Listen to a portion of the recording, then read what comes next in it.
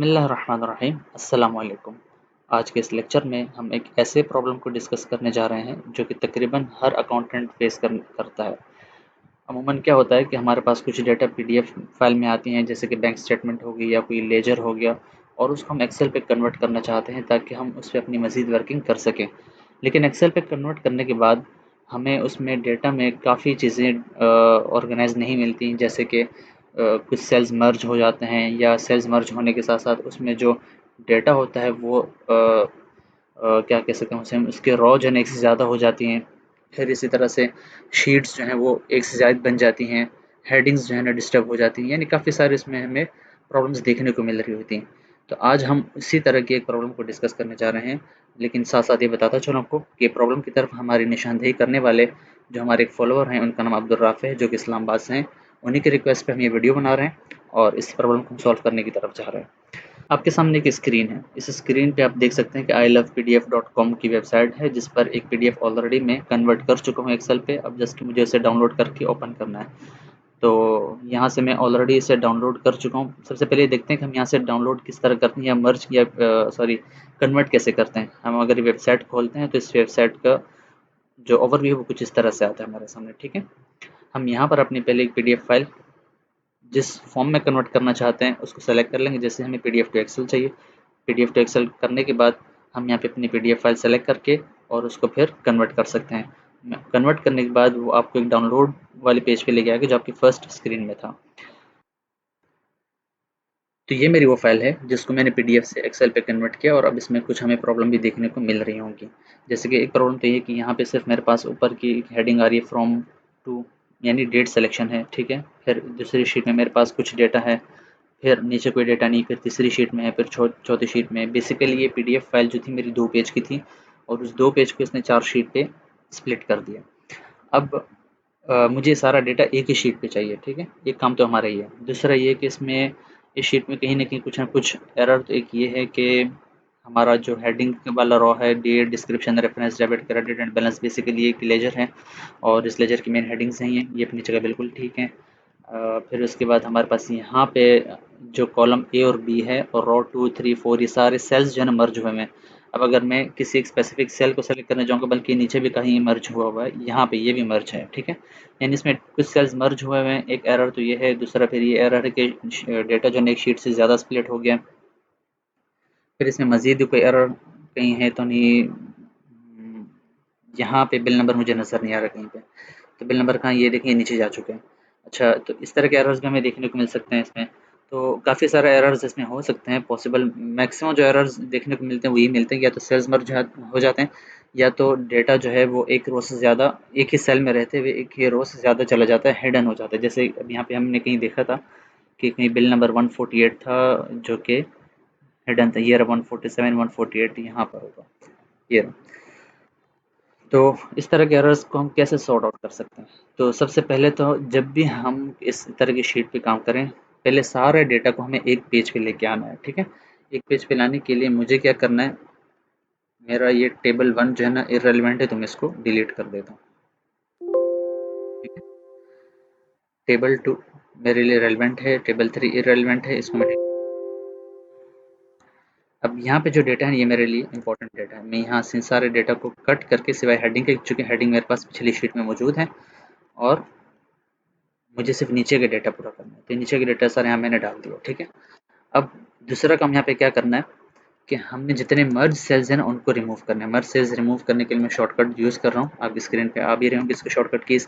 अब देखें, कोई भी सेल्स मर्ज नहीं, जितने मर्ज सेल्स थे सारे खत्म हो गए। अब ये सारे अनमर्ज सिंगल सेल्स हैं सब, ठीक है। ये इशू तुम्हारा सॉल्व हो गया इसमें। लेकिन अब मसला ये है कि डेट के कॉलम में डेट प्लस डिस्क्रिप्शन दोनों आ रही हैं। मुझे इसको भी स्प्लिट करना है कि डिस्क्रिप्शन की डिटेल जो है वो डिस्क्रिप्शन के कॉलम में ही आ जाए। और इसके अलावा एक और भी हमारे सामने इसमें एरर था, वो 148 नंबर बिल वाला, वो भी सॉल्व करना है हमें, ठीक है। तो पहले तो मैं इसको सेट करता हूँ, इसकी कॉलम की विड्थ को। कॉलम की विड्थ को सेट करने के बाद यहाँ पे दूसरा मेरा एरर 148 नंबर बिल वाला, तो उसको भी सॉल्व करना है। वो एक ही मुझे कहीं नज़र आया, सिर्फ इसके अलावा कहीं नज़र नहीं आया। यहाँ पर है, ये रहा, ठीक है। बाकी सारे अपनी जगह पे सही हैं। बहरहाल इसको भी हम सॉल्व करते हैं। तो इसको सॉल्व करने का तरीकाकार क्या होगा कि मैं यहाँ पे सब्स्टिट्यूट का फार्मूला लगाऊंगा, सब्स्टिट्यूट, और इसमें मैं column A cell 2, cell A2 column A row 2 उसको सेलेक्ट किया और यहाँ पे एक फार्मूला लगाया जो कोडिंग का फार्मूला होता है एक्सेल का, ठीक है। और इससे मुराद 10 से मुराद स्पेस है, ठीक है, एक्सेल की लैंग्वेज में। अब मैंने इसको कहा कि सब्स्टिट्यूट यहाँ पे सर्च करो और जहाँ स्पेस होगा यानी कि जो ब्रेक हो रहा है, जहाँ पे रो जो ब्रेक हो रहा है उसको एक ही सिंगल लाइन में लेके आ जाए, ठीक है। तो उसको सिंगल लाइन में लाने के लिए फार्मूला मैंने अप्लाई किया और उस फार्मूले को मैंने हर जगह कॉपी पेस्ट कर दिया। अब हम ज़रा चेक करते हैं 148 वाला बिल कहाँ पर था हमारा, ये रहा। यहाँ पर जो है वो बिल्कुल हिडन हुआ है और यहाँ पर बिल्कुल सिंगल एक रो में आ गया, ठीक है। इसको एक रो में लाने के बाद मैं इसको कॉपी करके स्पेशल पेस्ट कर देता हूँ ताकि वो वैल्यूज़ में कन्वर्ट हो जाए। अब इस सेल में जो डेटा है वो यही है, लेकिन ये थोड़ा सा ऑर्गेनाइज आ गया, तो इसलिए मैं इसको यहाँ से कॉपी करके यहाँ डाल देता हूँ और ये मैं रिमूव कर देता हूँ। अब एक प्रॉब्लम तो हमने ये सॉल्व कर ली कि जो हमारा डेटा थोड़ा सा डिसऑर्डर था उसको हम सिंगल एक लाइन में लेके आ गए। अब उसके बाद अगला टारगेट हमारा ये है कि बजाय इसकी मैं इसको एक एक कॉपी पेस्ट करके मैनुअल करके यहाँ पे डालता रहूँ डिस्क्रिप्शन, मैं चाहता हूँ ये सारा ऑटोमेटिकली इसी कॉलम बी में शिफ्ट हो जाए। तो उसके लिए मुझे क्या करना है, उसके लिए मैं ये यूज़ करूँगा हमारा गेट डाटा वाला ऑप्शन, ठीक है। कैसे होगा, यहाँ पर आएंगे डेटा में गेट डाटा और फ्रॉम अदर सोर्स और फ्रॉम टेबल रेंज में सेलेक्ट करूँगा। यहाँ से टेबल रेंज इसने सेलेक्ट कर लिया खुद ही और ओके मैंने कर दिया। ये पावर क्वेरी का टूल कहलाता है। यहाँ से हम अपने मुख्तलिफ टास्क जो है एक्सेल के थ्रू बहुत ईजिली कवर कर सकते हैं, ठीक है। अच्छा, अब यहाँ पे क्या है कि मेरे पास कॉलम ए में जो डेट है वो डेट प्लस डिस्क्रिप्शन दोनों है इसमें। तो मैं चाहता हूँ कि ये डेट और डिस्क्रिप्शन दोनों बिल्कुल अलग-अलग हो जाएँ, स्प्लिट हो जाए। तो इसके लिए मैं यहाँ पे स्प्लिट कॉलम का टूल यूज़ करूँगा, ठीक है। मैं इससे बताऊँगा कि अगर कहीं स्पेस नज़र आए, क्योंकि मेरे पास डेटा में यहाँ पे स्लैश भी हैं और स्पेस भी हैं, तो डेट के बाद जो फर्स्ट कॉमन चीज़ मुझे देखने को मिल रही है ना वो स्पेस है। तो मैं क्राइटेरिया अपने रखूँगा इस पे स्पेस के, जहाँ स्पेस नज़र आए और लेफ्ट साइड मेरे बिल्कुल जहाँ पर उसको स्प्लिट कर दे, उसके आगे जितना भी उसको स्प्लिट कर दे, तो वो उसको स्प्लिट कर देगा। अब देखा आपने कि कितना ईजिली इसने हम मेरे डेटा को स्प्लिट करके मुझे दे दिया। अब यहाँ पे जो मेरे ये कॉलम है ना, ये मेरे लिए इर्रेलेवेंट है, तो इसको मैं रिमूव कर देता हूँ, ये रिमूव कॉलम। और अ, इस कॉलम में मेरा सारा डिस्क्रिप्शन का डेटा आ गया, ठीक है। अब मैं इसको क्लोज एंड सेव कर देता हूँ। मेरे सारे डेटा को इसने टेबल फॉर्म में बहुत इजीली कन्वर्ट करके दे दिया। इसके हेडिंग में चेंज कर देता हूँ, डिस्क्रिप्शन लिख देता हूँ, ठीक है। अब यहाँ पे जितना भी डेटा है सब अलग-अलग अपने अपने सेल्स में आ गए। अब मैं इस पे जिस तरह चाहूँ अपनी वर्किंग कर सकता हूँ।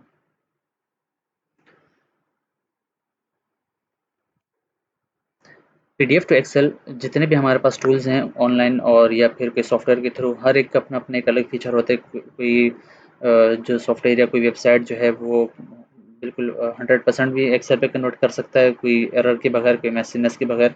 लेकिन कुछ मैक्सिमम या जो मैं कह सकता हूँ कि वेबसाइट्स या टूल्स हैं उसमें कहीं ना कहीं हमें एरर्स देखने को मिलते हैं। तो एरर्स को हम किसी न किसी हद तक सॉफ्टवेयर कह रहा हूँ एक्सेल की हेल्प से ही कुछ फार्मूलों को इस्तेमाल करके, कुछ ट्रिक्स को यूज़ करके हम उसको बिल्कुल नीट एंड क्लीन फॉर्म में ला सकते हैं। तो उन्हीं में से एक ये तरीकाकार था जो आज मैंने आपके साथ डिस्कस किया। उम्मीद करता हूँ कि इस वीडियो से आपको काफ़ी हेल्प मिली होगी। और हमारे जो फॉलोवर हैं अब्दुल राफ़ी साहब इस्लामाबाद से, उनकी तरफ से ये एक सवाल उठा था कि पीडीएफ से एक्सेल पे कन्वर्ट करते हुए फ़ाइल जो है वो मेसी हो जाती है और एक ऑर्गेनाइज़ फॉर्म में नहीं मिलती। तो उसका एक सॉल्यूशन हमने अल्हम्दुलिल्लाह प्रोवाइड किया। आपको भी काफ़ी हद तक हेल्प मिली होगी इससे अब्दुल राफ़ी साहब। और भी मज़ीद जो फॉलोवर्स हैं, जो देखने वाले हैं, आपको भी अगर कोई प्रॉब्लम फेस होती हो तो आप हमें कमेंट में बता सकते हैं। हम इंशाल्लाह इसका एक अच्छा सॉल्यूशन आपको प्रोवाइड करेंगे। मिलते हैं अगली वीडियो में, तब तक के लिए।